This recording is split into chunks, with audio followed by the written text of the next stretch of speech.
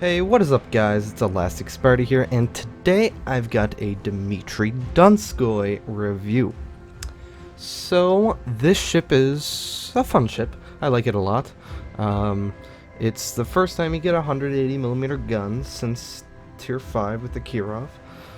So that's one of the better things that I like about about this ship.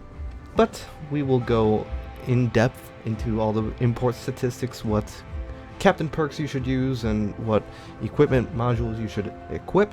If you guys want to see just the gameplay, I'll leave a timestamp down in the description so you guys can go check that out. But without further ado, let's check out the armor layout. Okay, so the first thing, if you're looking at the Dimitry Donskoi, it's a bit large. We'll get into maneuverability later, but that's just something to note right up front. So, armor belt, the main armor belt is 100mm. There's no additional torpedo bulge on this, so a bit unfortunate there, but that's okay. But so 100mm you can angle against most cruisers. Don't expect to bounce battleship shells though.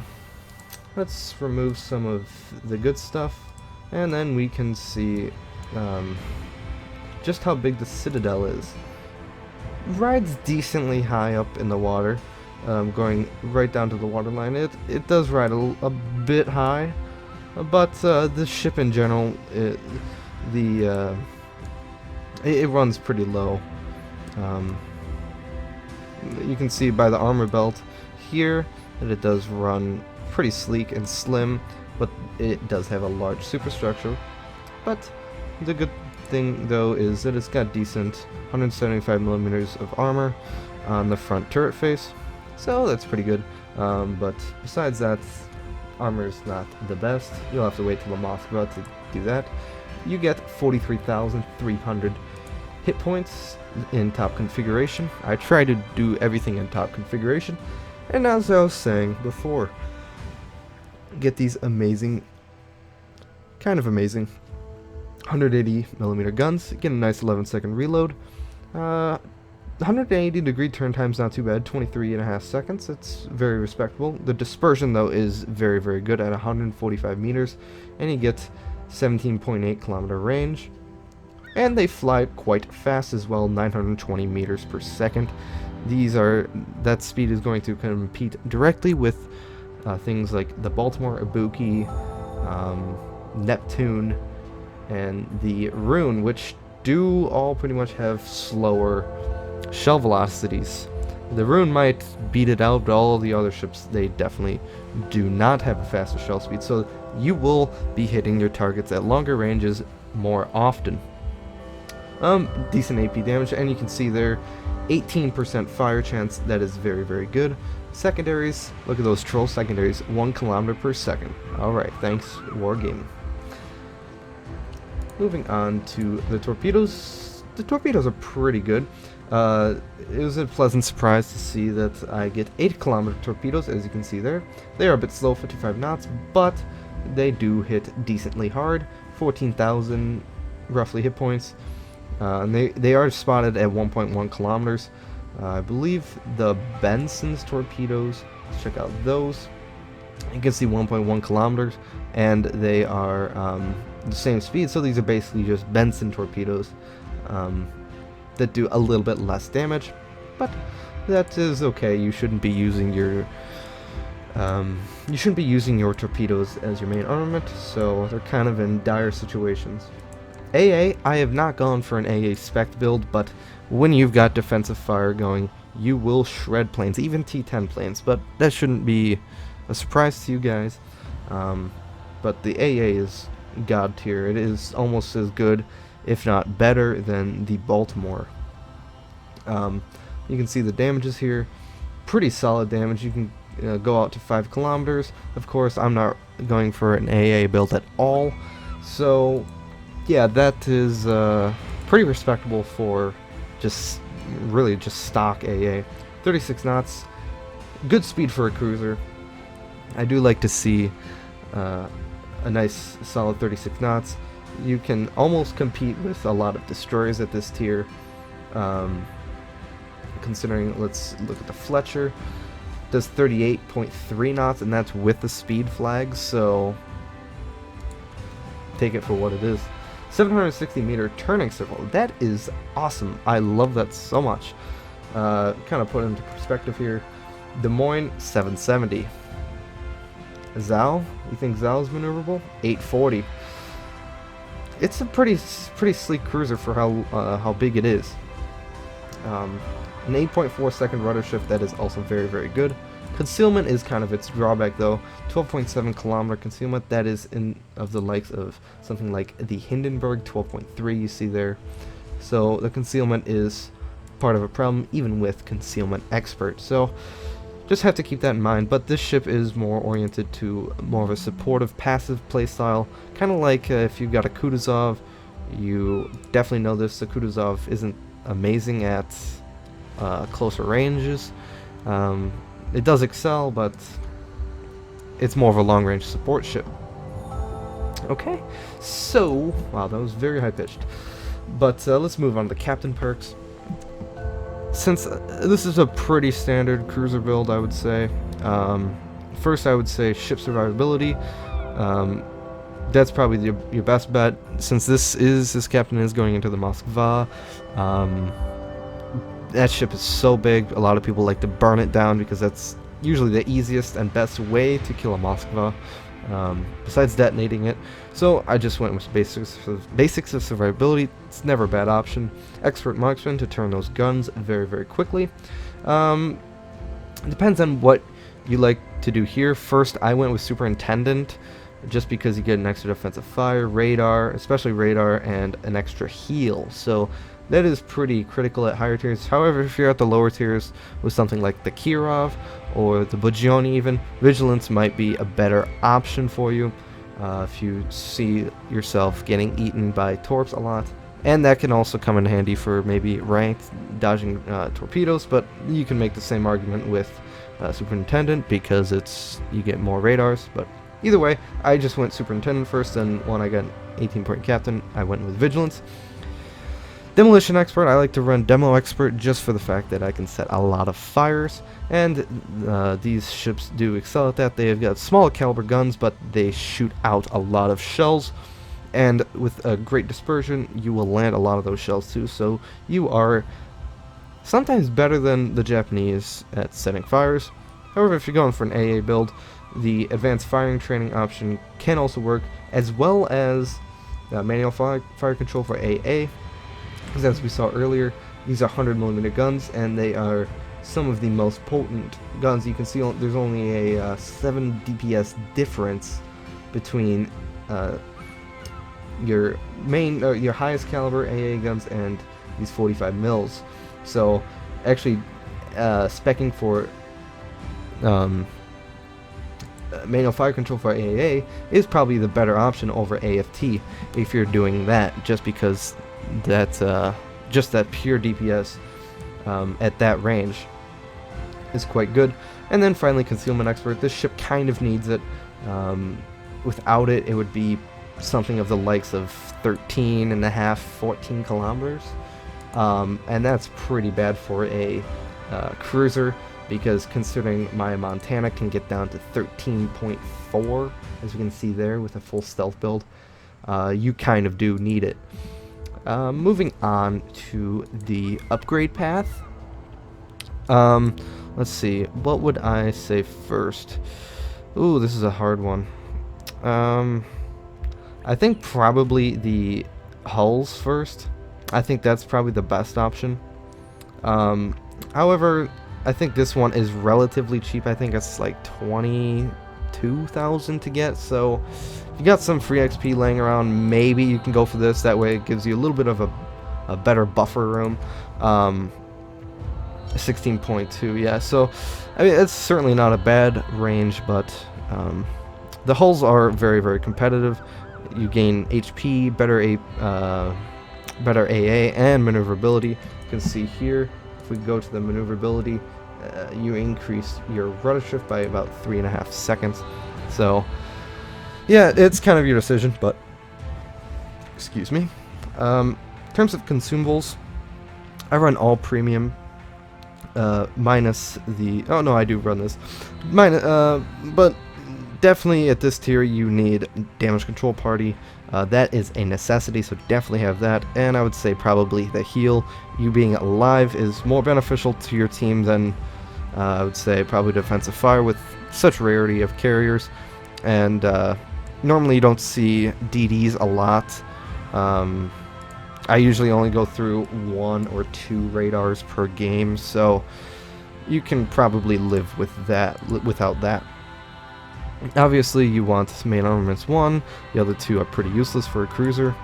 I went with main aiming systems, but you can go for, again, if you're going for an AA build, extend that AA range instead of going for AFT. That would probably be, if you are doing an AA build, this would probably be the best option. Get the mod and then also get manual fire control for AA. And then I would say definitely the reload. You don't need the range. 17.8 kilometers is more than enough range. But if you really want to, I mean, I don't know. I don't like it so much. Again, the AA, it's optional. If you're going for an AA build, I don't know, it could work. But I just like to have more DPS. I find it a little bit more fun to shoot at other players than at planes. So, and you do that more often. Damage control system 1. The other 2 are almost useless. Here you can make another argument. I went with steering gears just to get that awesome 8.4 second rudder shift. Without it, what is it, 20%, it would be of the likes of maybe 10, 11 seconds, so that's rather sluggish. It's like Hindenburg rudder shift, so I like a little bit more of a maneuverable cruiser, but you can certainly make an argument for damage control because it is so large, and especially if you're going into the Moskva, you definitely need that there. Then finally, again, concealment is your thing. A lot of people like to get this rudder shift, but in this ship, your concealment is quite poor, and even without its 12.7, that's still pretty poo, if you ask me. But so you definitely get that. But that's pretty much it for the import stuff. If you guys want to see my flags that I run, here they are, pretty standard. Again, definitely run these 2. I like those a lot. But that just about does it. I will see you guys in the gameplay.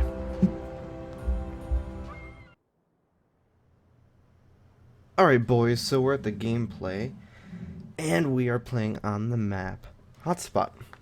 This is one of my more favorite maps. I do like this one a little bit, although this sea spawn, even though we are playing standard battle, the sea spawn in domination is right up ahead, and I particularly do not really like this side.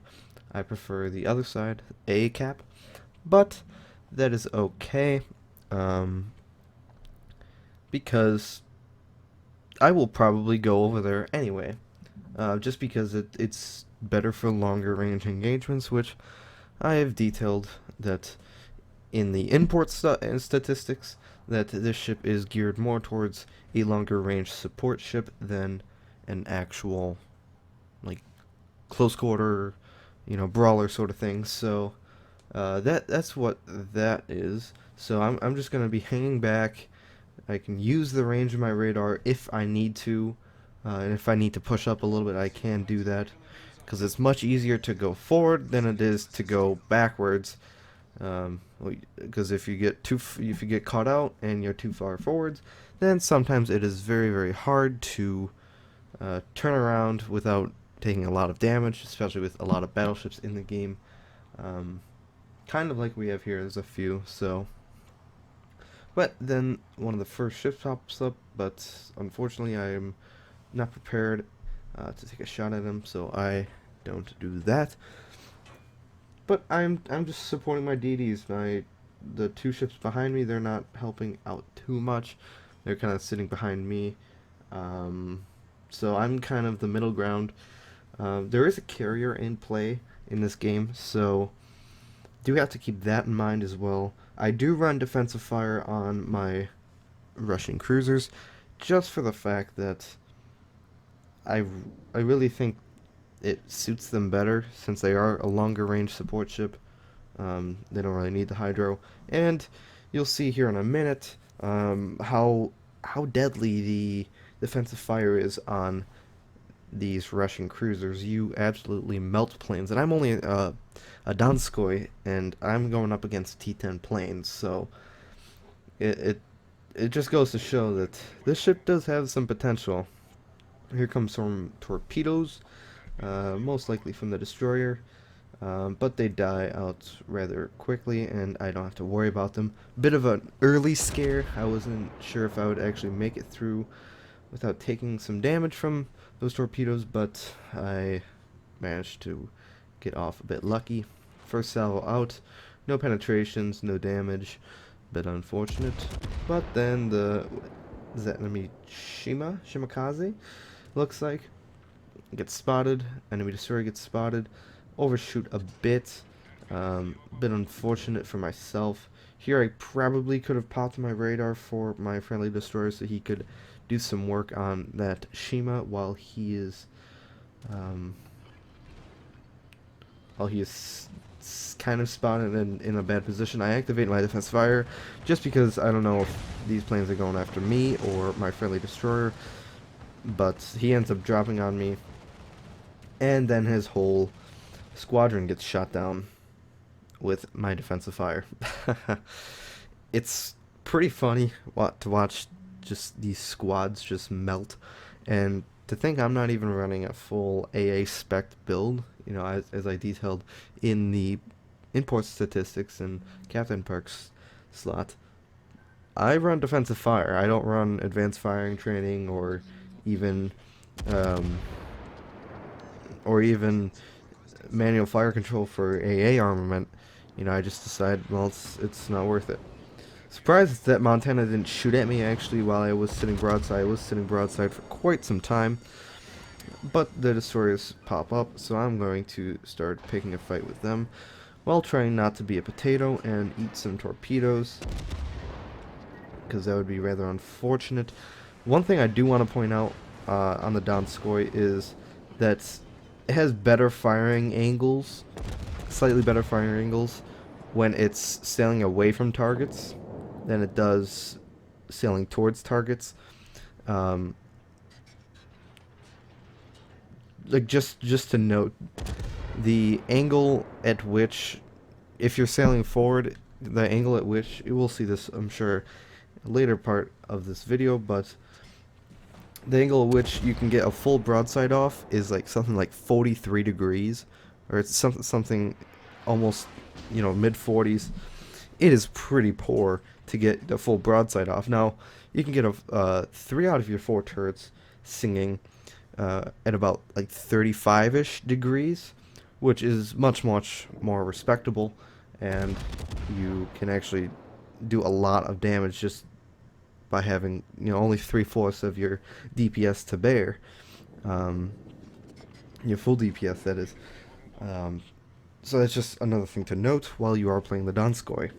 But as you can see, I'm just kind of going back and forth. I've kind of adopted this playstyle with my German cruisers as well, kind of going in and then going out, going in and then out, in and out, just because German cruisers, like things like the Rune, are very famous for this, because most of its firepower is actually in the aft part of the ship. But the Donskoi, for example, has much better firing angles when you are, you know, going away from the enemy, than you are when you are actually going towards the enemy. So that is another thing that I like to tell people that are just getting the Donskoi for the first time. It is a bit interesting just because of that 4th turret and having such a bad firing angle. But that is also one of the strengths, is that farther out gameplay.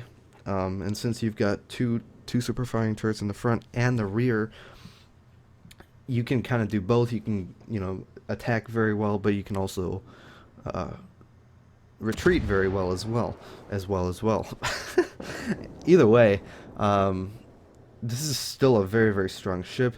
The thing that a lot of people don't really remember is that this ship has 8-kilometer torpedoes instead of the standard 4-kilometer torpedoes that you find on most of the Russian destroyers and the rest of the Russian cruiser line. So that is something that a lot of people will tend to forget. Is that, and they're actually decent torpedoes. Of course I mentioned that earlier, but I don't think I used them here, but in this gameplay. But they are certainly pretty deadly, and they are just another tool if you accidentally get a little bit too close or you're going on a suicide run. They can really benefit you because they do have their quintuple launchers, so you get 5 torpedoes, and they are of course really, really good. I of course run Superintendent because I get an extra heal, radar, and defensive fire. Granted, I rarely use defensive fire all that much, but still is nice to have. But these guys are at my base, and I'm just gonna be kiting them and just keep my distance. Usually, I want to stick between 12 and 16 kilometers. Once you get up to like 17, 18, you can still fight at that range, but you're not as effective. After all, you are still a cruiser, so you can't really play that far back as something like maybe a Yamato could with its exceptional range, or even a Moskva with its exceptional range. But you want to kind of stick to between 11, 12 for closer range. You really don't want to get any closer to that unless you are forced to. And then, kind of stick to the maximum ranges of around 16, 17 kilometers. That's where you'll be most effective. That's really in terms of HE spamming. If you want to do a lot more of AP and some heavy broadsides, which you can do, you can really punish cruisers and even battleships that give you broadside. I'd say probably around 13-ish kilometers. You can still citadel people, depending on the cruiser. Of course, something like a Hindenburg or a Moskva, it might be much more difficult to citadel at 13 kilometers than, let's say, a Minotaur, obviously. But so I'm comparing this ship to the other T10s because really it does compete very, very well with other T10s, let alone T9s. If I had to pick, I would say probably this ship is one of my favorite ships out of all the T9s. It has better AA than the Baltimore does. If you disagree with that, as at least a decent enough AA to be in competition with that. It doesn't have the gun arcs that the Baltimore has, so that is already a plus. In terms of HE spamming, yes, you don't get the nice 203 fire chance of the Ibuki, but you do get increased rate of fire and also a very, very good fire chance for that lower rate of fire, which I would actually take over the Ibukis. So in terms of just pure damage, this ship is better. The only downside is, of course, the concealment, which is not the best. It could be much better, but you can only ask for so much in a ship. And of course, if that didn't help any, it's got the longest radar in the game, besides longest range radar, rather, second only to the Moskva. So really, it's when you think of a cruiser, you think of jack of all trades. This is kind of that ship when you think about it. The one thing that I will gripe about is the armor is not very good at all. I tried to angle against other cruisers. You can angle against them, but you will still take a lot of damage. And battleships, you really cannot angle at all. Something like a Moskva or Des Moines or even a Hindenburg to that extent, you can angle pretty well against them, those 16-inch shells, and you will take some damage, but you won't get citadeled. In this ship, you will get citadeled. It does not matter what angle you're at, pretty much, unless they shoot at your hull or at your broadside at a degree less than 30, then it's possible, but they could just overpen your bow without a problem. The armor is not very good. It's not made to withstand a battleship shell. So this cruiser is kind of like a light heavy cruiser. It's actually it's still more of a light cruiser though, because the armor's not too good, but at the end of the day, it has 180 millimeter railguns. But then again, 180 millimeters is rather small for a heavy cruiser. Usually they have 203s. So again, this is a nice transition between the Moskva, which has very good guns, and the Chapayev, which has more of HE spamming guns, and they're more a bit lighter. But so this is a nice transition, and to think that your guns can only get better at the Moskva is something very, very nice, because these guns are very, very good already. Of course, I'm just purely AP or HE spamming this carrier just to make sure he doesn't send his planes my way, although I could probably use some more plane kills. This game has been relatively boring. I have had more exciting games, but I haven't done as well in them. I think this replay kind of shows the real strengths of the what is this, Dimitry Donskoi. So now certainly you can be more aggressive with this. I was slightly more passive, as you can tell. Bit more of damage whoring than anything, but that's okay because this ship still does have the potential. I have done another video on the Dimitry Donskoi where I was a little bit more aggressive, and that sort of details that aspect of the ship. But I do like to play this ship more of a longer range support ship. Same thing, I like to play that way with my Moskva, because you really can, and that's again another reason why I like the ship. This game's slowly coming to an end, but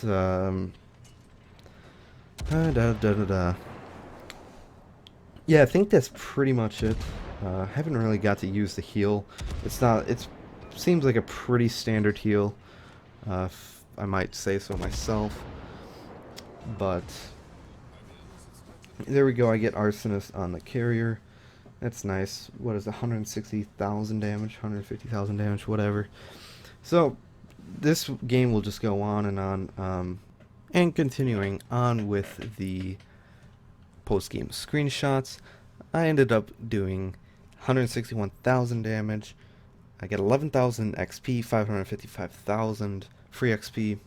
2 ships killed, 6 citadels, 9 fires, 8 planes shot down. That's of course nice. 2 kills. Base XP 2,424. Considering I really didn't do any capping or anything of that, it's just really pure damage. That is a decent game by my standards, surely.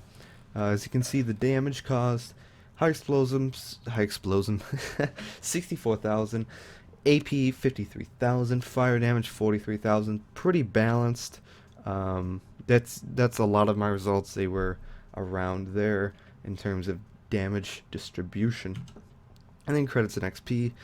Really nothing special. 273,000 credits. Very, very nice. I did get a lot of modifiers for my XP, so that's why that was so high. But I hope you guys enjoyed this review, and please like and subscribe for more content. Of course, I do appreciate your time here, and if you have a ship request you want us to do a review on, leave that in the comment section down below, or just comment in any one of our videos and ask us to do that. But without further ado, I hope you guys have a great day, and I'll see you all later.